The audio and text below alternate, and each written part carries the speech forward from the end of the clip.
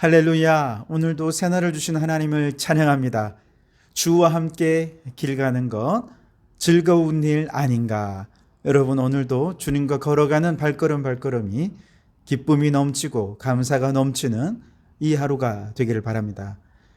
오늘 우리에게 주시는 하나님 말씀은 요한계시록 2장 1절에서 7절까지 말씀입니다. 봉독해 드립니다. 에베소 교회의 사자에게 편지하라. 오른손에 있는 7별을 붙잡고 7 금촛대 사이를 거니시는 이가 이르시되, 내가 네 행위와 수고와 내 인내를 알고 또 악한 자들을 용납하지 아니한 것과 자칭 사도라 하되 아닌 자들을 시험하여 그의 거짓된 것을 내가 드러낸 것과 또 내가 참고 내 이름을 위하여 견디고 게으르지 아니한 것을 아노라. 그러나 너를 책망할 것이 있나니 너의 처음 사랑을 버렸느니라. 그러므로 어디서 떨어졌는지를 생각하고 회개하여 처음 행위를 가지라. 만일 그리하지 아니하고 회개하지 아니하면 내가 내게 가서 내 촛대를 그 자리에서 옮기리라.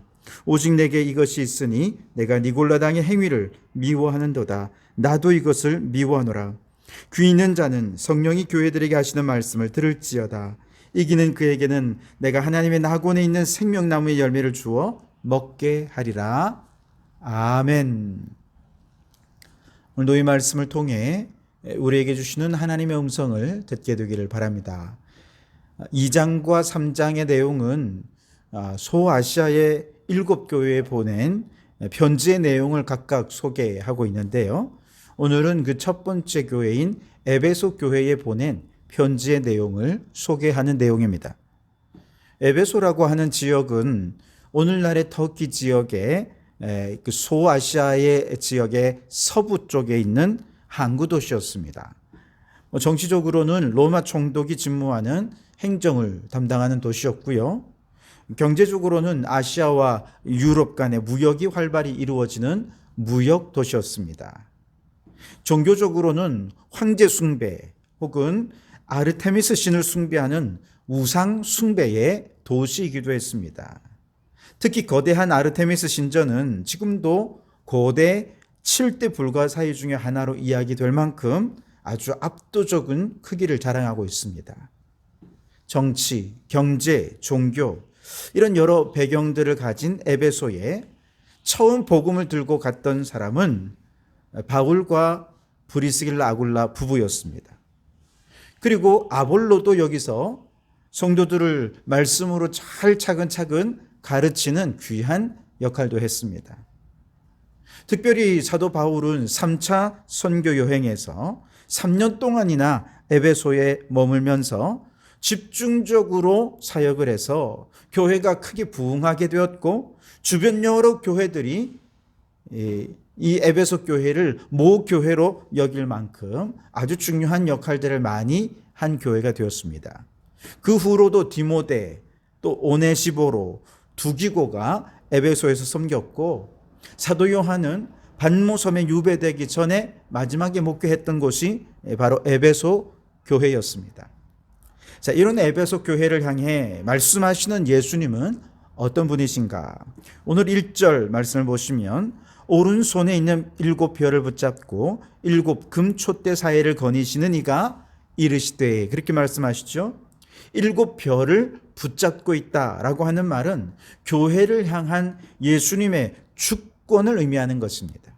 7 금촛대 사이를 거니신다라고 하는 말은 이 교회에 우리 주님께서 다스리시고 교회를 통해 일하시고 행하시는 분이라는 것이죠.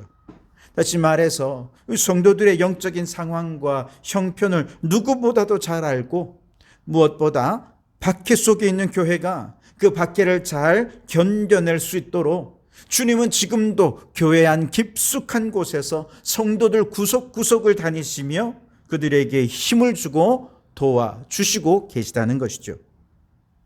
때로는 믿음이 흔들리고 연약해질 때 성도들 사이를 거니시며 연약한 믿음을 굳세게 해주셨습니다.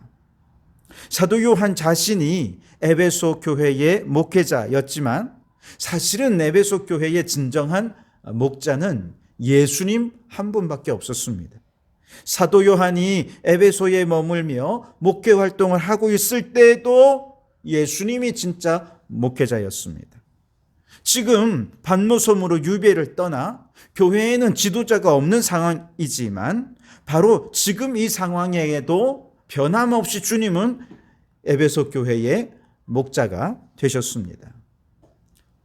그렇다라고 한다면 목회자가 지금 담임 목회자가 있고 없고 지도자가 있고 없고의 어떤 상황의 변화 때문에 성도들이 염려할 이유가 없다는 것이죠. 왜냐하면 이처럼 사랑과 긍휼이 풍성하신 예수님께서 강력한 주권으로 교회를 붙잡고 계시고 주님께서 친히 성도들을 목양하고 계시기 때문에 그렇습니다. 지금은 비록 박해 속에서 목회자도 잃고 성도들이 믿음이 흔들리는 것 같아 보이지만 반드시 우리 주님께서 주권적으로 에베소 교회를 지켜주실 것이고 음부의 권세가 틈타지 못하게 할 것임을 믿어 의심치 않는다는 확신, 바로 이것을 7별을 붙잡고 7 금촛대 사이를 거니시는 이라고 하는 예수님의 이 신앙 고백 속에 담아 고백하고 있었던 것이죠. 여러분, 교회들마다 늘 평안할 수는 없겠죠. 여러 사람들이 모이는 곳이다 보니 다양한 의견들이 충돌하기도 하고 서로 다른 생각들이 갈등을 빚기도 합니다. 그럼에도 불구하고 그 모든 상황 속에서 7결을 붙잡고 7 금촛대 사이를 거니시는 예수님께서 그 모든 갈등과 충돌에 힘겨워하는 모든 교회들과 성도들을 반드시 지켜주시고 회복시켜 주실 것을 믿으시기 바랍니다. 교회를 붙잡고 계시는 그 예수님을 믿고 의지한다면 오늘 우리 성도교회도 진정한 목회자는 우리 예수님이십니다. 지금도 우리 성도 한 사람 한 사람을 우리 주님께서 친히 목양하시고 우리의 아픔과 상처를 치료해 주시고 우리에게 꿈을 주시고 비전을 주셔서 교회를 반드시 일으키시고 부흥케 해 주실 줄 믿습니다. 그 믿음으로 우리 성도교회를 더 사랑하시고 주님을 더 의지하며 교회를 위해 헌신하는 우리 성도들 되시기를 바랍니다. 이처럼 교회를 붙잡고 계시는 교회의 주인 되신 예수님을 선포한 이후에 에베소 교회에 이제 본격적인 주님의 메시지가 선포됩니다. 2절 3절에 내가 내 행위와 수고와 내 인내를 알고 또 악한 자들을 용납하지 아니한 것과 자칭 사도라 하되 아닌 자들을 시험하여 그의 거짓된 것을 내가 드러낸 것과 또 내가 참고 내 이름을 위하여 견디고 게으르지 아니한 것을 아노라. 아멘. 예수님께서는 에베소 교회의 행위와 수고와 인내를 알고 계신다라고 말씀하십니다. 그들이 당한 박해와 핍박 속에서 어떻게 대응했는지, 얼마나 수고했는지, 그들의 믿음을 지키기 위해서 얼마나 인내하고 그 참고 견디는 일에 얼마나 치열한 영적 싸움을 싸웠는지 주님은 이미 다 알고 계신다는 것이죠. 에베소 교회는 도대체 무엇 때문에 그렇게 수고했고 인내해야 했을까? 2절 하반절에 보면 또 악한 자들을 용납하지 아니한 것과 자칭 사도라 하되 아닌 자들을 시험하여 그의 거짓된 것을 내가 드러낸 것, 바로 이것 때문에 수고했고 인내해야 했다는 것이죠. 물론 외부에 여러 가지 핍박과 박해도 있었지만 그 교회 내부에 들어와서 성도들을 미혹하는 이 거짓 교사들, 주님께서 이미 여러 차례 이들에 대해 경고할 정도로 정말 이들의 문제는 심각했는데 에베소 교회 안에도 그랬다는 것이죠. 자칭 사도라 하는 이 사람들이 성도들을 시험하는데 이 시험하는 모든 과정에서 성도들은 악한 자들을 용납하지 않았습니다. 분별력 있게 그들의 거짓을 드러내고 진리를 수호하는 일을 마다하지 않는 이 모든 과정에 성도들은 수고했고 인내했다는 것이죠. 여러분, 교회다운 교회라면 거짓을 거짓된 것으로 분별하고 밝히 드러내어서 성도들로 하여금 더 이상 거짓을 따르지 못하도록 지켜야 할 사명이 있는 것이죠. 만일 교회가 성도들을 거짓 진리로부터 지켜내지 못한다면 어떻게 성도들이 안심하고 신앙생활을 할 수 있겠습니까? 거짓 교사들이 교회에 들어와서 성도들을 헷갈리게 하고 의심이 들게 만든다면 그건 마치 울타리가 무너진 목전과 같은 것이죠. 무너진 울타리로 늑대가 들어오고 승냥이가 들어와서 목장 안에 있는 양들을 잡아먹으려 할 것 아니겠습니까? 그렇기 때문에 에베소 교회는 진리의 울타리를 높게 세워야 합니다. 거짓을 분별하고 그 거짓을 밝혀서 진리를 수호하고 성도들을 지켜내는 일은 교회가 해야 할 가장 중요한 일 중에 하나라는 것이죠. 예수님께서 너의 수고를 안다, 견디고 게으르지 아니한 것을 내가 안다라고 말씀하시는 이면에는 그들을 향해 참 잘했다, 너무너무 수고 많았다 칭찬하고 계시는 것이죠. 그러나 이렇게 잘한 면만 있는 건 아니었죠. 잘못한 면도 있는데 4절에 보면 그러나 너를 책망할 것이 있나니 너의 처음 사랑을 버렸느니라. 자, 이렇게 거짓 교사들을 분별하고 그들을 대적하는 일에 참고 인내하고 수고하다 보니 교리적인 것에 대해서는 너무나도 공고하게 잘 섰는데 문제는 처음 사랑을 잃어버렸다는 것이죠.